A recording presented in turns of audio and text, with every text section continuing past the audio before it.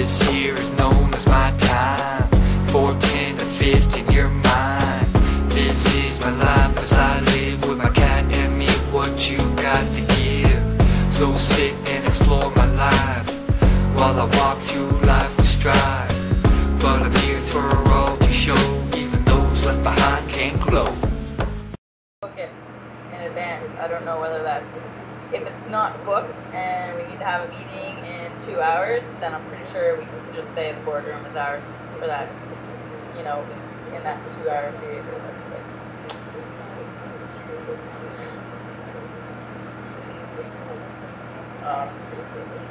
one is telephone. The telephone situation is that we get a telephone as our number for our office, and it includes long distance across Canada. We'll have our own number. Yes. Is there, in your discussion, is there a lease period or? As far as I know, it's month to month, but we'll have to double check that for sure before we go about. So I'm thinking of you and your committee, are we necessarily committed to this as the episodes that took with the committee group? Or might we, well, let me put it another way.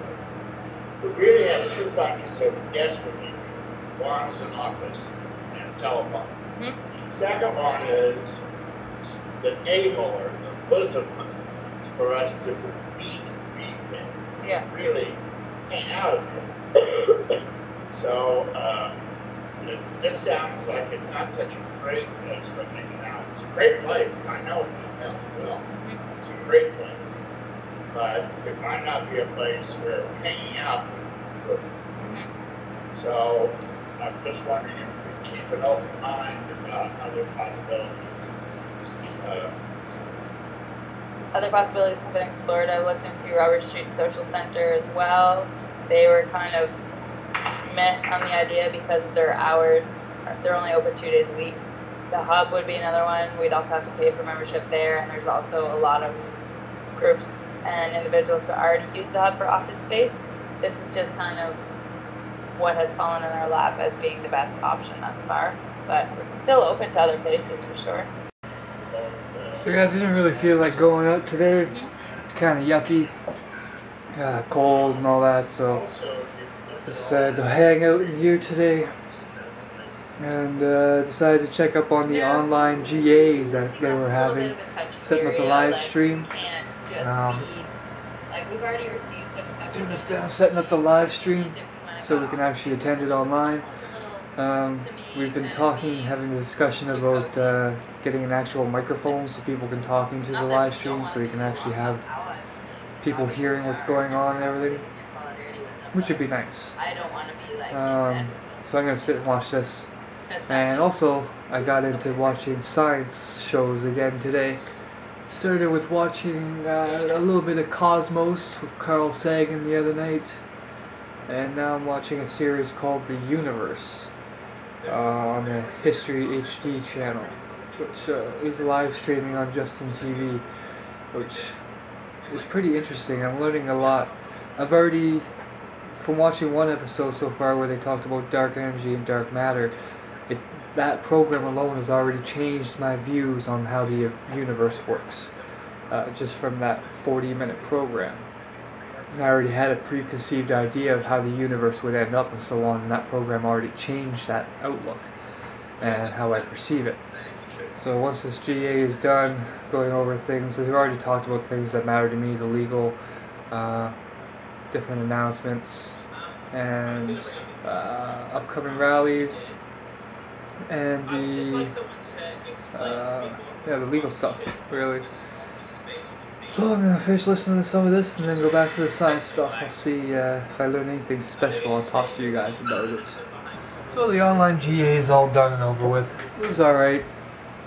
It was just regular GA. There's a bunch of people all on the actually watching it. I think there was more people online than there was actually at the GA tonight. I'm sitting watching this science program, The Universe, now. I'm going to be throwing on Terraria to play for a little while, check out the new update and everything. But the science program, they mentioned something that was very interesting that I never thought of before. And they were talking about how they measure the distance of supernovas. Saying how there's two different types of supernovas. One is a type 1A, which explodes with no hydrogen and is uniformed in shape. And type 2 is one with hydrogen, and it's usually in various shapes and sizes and so on. And they were saying for determining the distance of type 1As that are uniform, they always explode at certain variations, or they always explode at certain levels of light in brightness. And they're saying that they use the standard candle test. And that kind of perked my interest though, like standard candle, what does that mean? But basically what it is that if you light 100 candles, each one of those candles with a candle wick is going to have the same brightness of it, because the wick itself can only produce so much light, so it stays at a certain level in regards to a scale of brightness. And then if you have those 6 candles spread out over a distance, the ones further back are going to seem dimmer, even though they're at the same brightness as all the other ones, but because they're further back, they're further away. So because they have it measured of where the range of type 1A supernovas are, then they use the standard candle test to determine how much brightness they're actually seeing, and that determines on where they are in distance. That kind of hurt my brain explaining a little bit. Fuck, I love science though. Just opens your mind to new ideas and new variations and it's constantly evolving too, which is what I love. Like this morning I woke up thinking that I was going to be having my own predictions about our universe, thinking it was going to implode on itself because of all the massive gravity and everything, but I just found out from the scientists on the show that they've figured out that with the expansion of the universe, about 5 billion years ago, the initial gravity force of the Big Bang explosion became so weak that the dark energy, which is the repulsive force instead of the retractive force like gravity, the repulsive force overcame the retractive force, which is spurring our expansion of our universe, and that our universe is going to eventually freeze because everything will be so far out from each other and so on and so forth. But it's dark matter that's holding the galaxies themselves together as everything's getting expanded, which is really fucked up. But they used a graphic that really put it in perspective for me that I never really understood before, and that was, say you're in a classroom with 100 chairs, so 10 by 10. And you have a person sitting on each chair. Now imagine that room expanding in size, but you yourselves don't change positions. You stay exactly where you are, but you stay in, how do I put this? You stay in the position relative to where you were originally, except the room continuously gets bigger. So everything around you will seem like it's getting smaller and smaller in regards to the other people on the chairs, but in relativity, they're actually just getting further and further away. But you're still the same size, in the same place, but the room's getting, it's hard to explain. But I get it. Oh, make my brain hurts. Now I'm gonna hop on Terraria, check out the new updates, create a new world, transfer all my stuff from my old world to my new world. That's probably gonna take me a couple hours, but fuck. Should be fun though, checking out all the new features and updates and everything. So I gotta say, I'm liking the new Terraria look.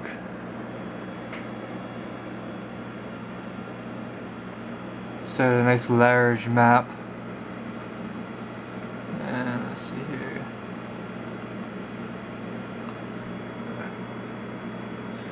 So I'm trying to do this with one hand. Oh, that's what she said.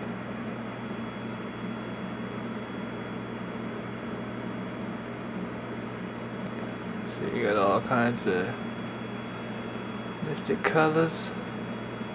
And I'm just starting off too, so this is going to be my main base as it starts.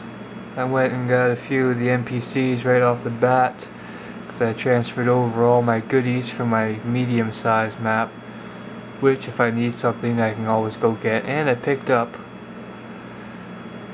the sword I was looking for a long time on a medium-sized map, but picked it up right away on the large-sized map, so that was pretty good. So I'm probably going to end up playing this for a few hours now. Oh man, well, it's another few hours of Terraria gone and done. I just completed the first area of the corruption near my place. Shattered all the shadow orbs, got all the stuff. Got a really cool weapon that's an upgrade from the standard one from the regular version of 1.0. Now I got a mythical version of the one that I got that has like 5 status effects on it. That's fucking wicked. Anyway, nerdgasm. Yeah, I know, kitty, I know. Today was kind of a disappointment for me. Wanted to get a hold of welfare, however, I was on hold for too long and ended up using up all the minutes on my phone that I had left. I had like 2 minutes or $2 left on my phone that I knew.